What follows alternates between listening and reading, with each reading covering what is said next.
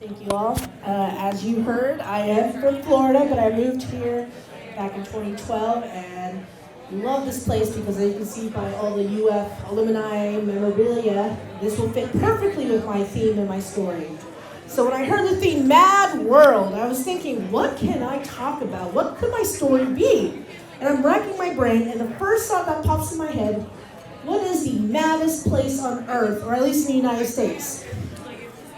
Florida. Yes. So you'll get to hear some stories about my upbringing in Florida, and it was an interesting time to grow up in Florida in the 90s and early 2000s. I moved around all over Florida, lived in Coral Gables, Tallahassee, Tampa, Brandon, everywhere, Naples. And there are some rites of passages that you have in Florida. You know, it's the getting a sunburn on the beach after staying out for just 15 minutes. Trying to catch love bugs during the summer and cleaning them out of your car grills. Getting lizards, catching little lizards and putting them on your ears and nose for whatever reason. We thought it was cool to have them dangling on like little lizards, like earrings. And it is a real thing, believe me.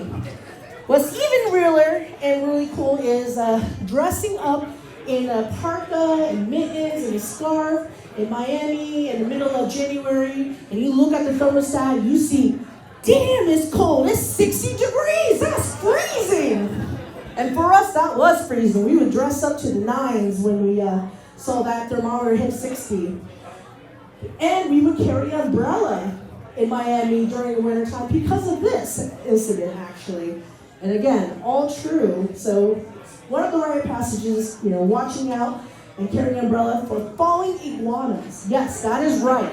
Falling iguanas out of nowhere from the palm trees.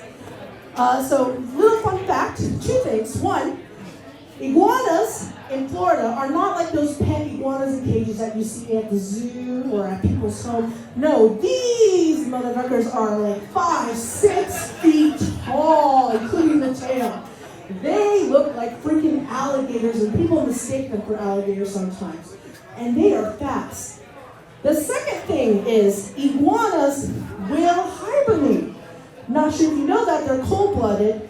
So when it hits that 60, 55 mark, they will freeze up, become paralyzed on top of trees where they're hanging, and fall on people's head. And people have died from falling iguanas. It is a real thing. They are considered even deadlier than coconuts.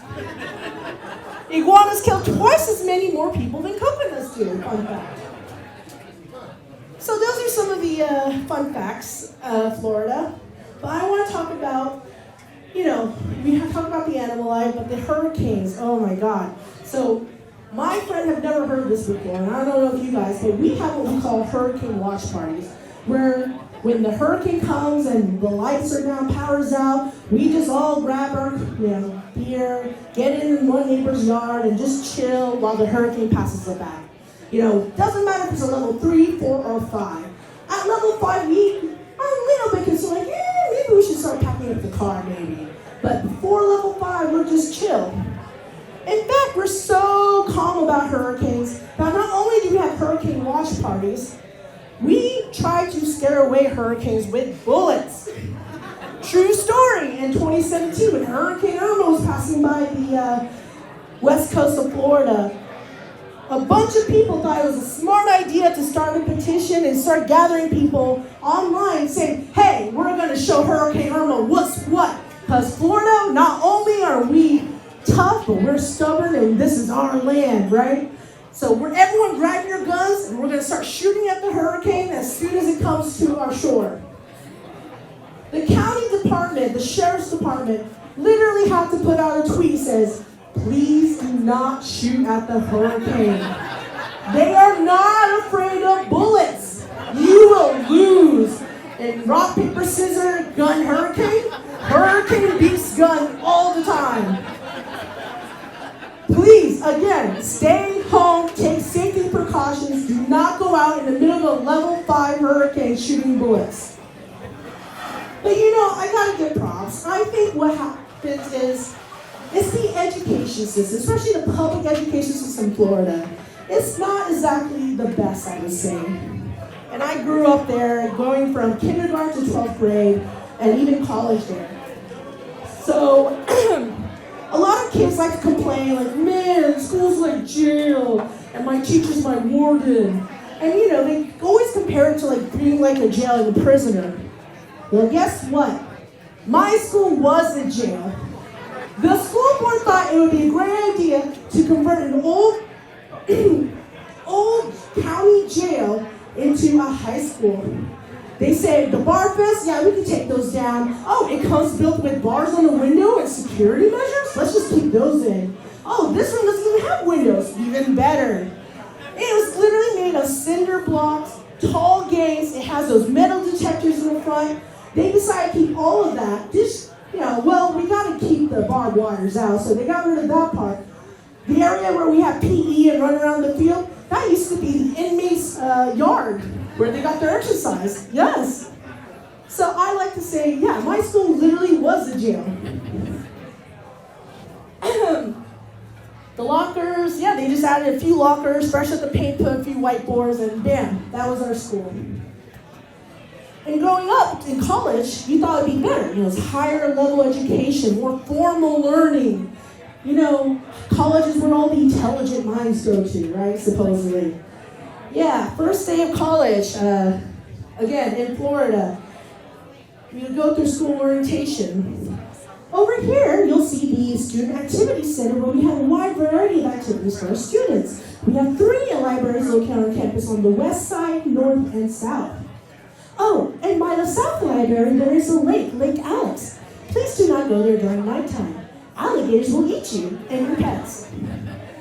Oh, and also, in the forest behind the West Side Library, this is a brown recluse spider. It is venomous. Do not touch it. Here, this is a coppermouth. It is poisonous. Do not touch it. Do not approach. It was like a freaking survival guide of what not to touch and what not to do. You think you'd be learning more about what the school's like, but no, they're literally preparing you for life survival.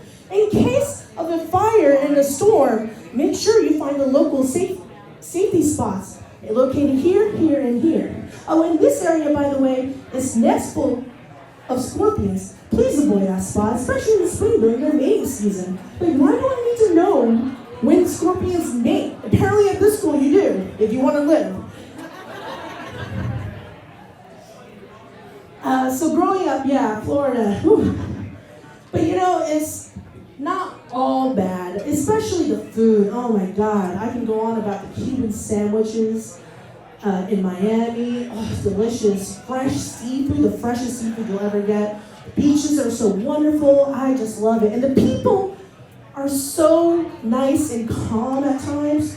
One person, back when I was living in the Miami Coral Gables, I was a young, sheltered 17-year-old, 18. It was spring break. My friends and I were just hanging at the beach. I didn't know anything. One guy comes up, like, being really nice, like, hey, you girls like to party? I'm like, yeah, we're here, like, we just finished spring break, we're on spring break, we're ready to have fun.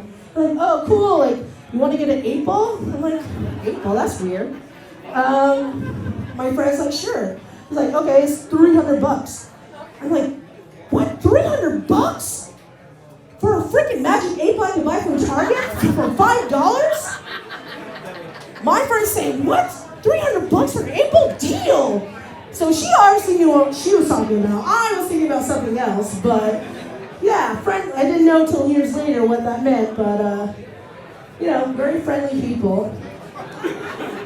And my parents, oh, God bless them, they added to the whole Florida experience. So my parents are from Korea. They immigrated back when they were in their young 20s. And living in Florida has changed them in a way no other Asians have. They are one of the few Asian rednecks I know to this day. My dad drives this huge monster truck with orange flames on the side and truck nuts on the back. I don't know if you know what those are, but you can look them up. The stereotypical redneck. We live next to a horse and cow farm, literally. The guy was named McDonald. So many jokes about that.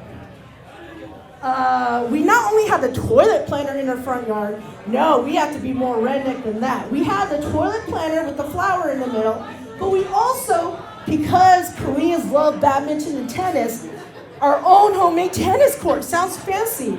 No, what my dad was, he got extra pipes, he got a fishing net, an oriental rug, a huge one. He just placed in the front yard, stuck those poles up, used the fishing net, wrap it around, and bought a badminton cockpit and the nets, and that was it. And we had our own badminton court next to our lovely toilet planter.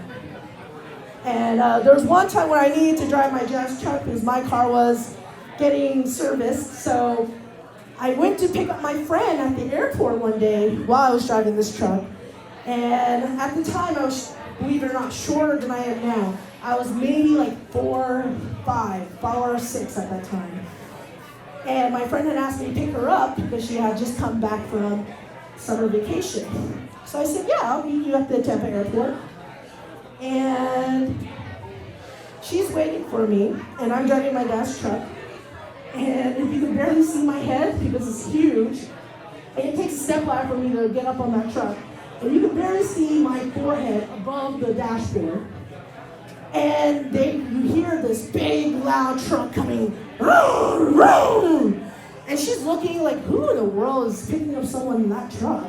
And she goes back to her book and her phone, she's waiting. And then she looks up and is like, no way, that can't be her. And it's slowly inching because, as you know, there's a lot of traffic during the airport. And that monster truck is slowly inching with a little loud honk. Honk, honk. She's like, that can't be her. And she's getting nervous because, like, that can't be Jeanna driving that huge truck. She could barely see out of that thing. And she's texting me like, hey, are you close by? I'm like, text back real quick. Yeah, I think I'm almost to the front. She's like, oh, okay. It's like, what are you driving? Because I normally drive a silver Toyota. And she's like, are you in your silver Toyota? I'm like, no. She's like, okay. And then as she was texting me one last text asking if I was driving in the blue truck with orange flames, I roll down the window, pop my head out. Hey, get in, we gotta go. And she just shakes her head as I'm honking at her to get in, and she looks around and is like, me? And she laughs as she has to climb in. She's like, how did you even get in this monster truck? I'm like, with a step ladder. It's like, you have books under there? And to talk about the food, oh my God, Florida has some of the best food, as we mentioned, hummingbird cake, but we also have some of the weirdest. And when you're Korean plus kind of Southern, you get the most interesting couplings.